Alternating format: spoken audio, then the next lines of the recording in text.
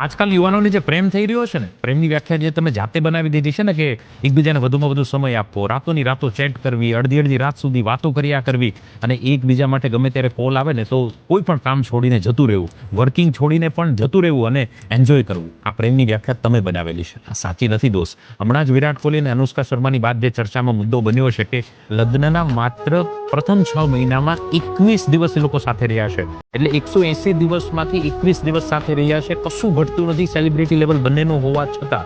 પ્રેમ એ છે દોસ્ત કે જે એકબીજાની કારકિર્દીને સપોર્ટ કરે, એકબીજાની કારકિર્દીમાં લેવલ પ્લસ કરે, અને કામના સમયમાં ડિસ્ટર્બન્સ નહીં પણ કામના સમયમાં એકબીજાને પ્રોત્સાહન મળે. એ સાચો પ્રેમ છે. તમને સાચો પ્રેમ થયો છે કે ક્યાંક ખોટો જ પ્રેમ થઈ રહ્યો છે? આપની કોમેન્ટની આમાં ખૂબ જરૂર છે. કોમેન્ટ કરજો, અને હા, પેલા આપણા તમારા મિત્ર છે ને એને પણ શેર કરજો, જેથી એમને પણ આઈડિયા આવે કે આ તો ખોટો પ્રેમ છે. આ વાત પર વિચાર જરૂર કરજો.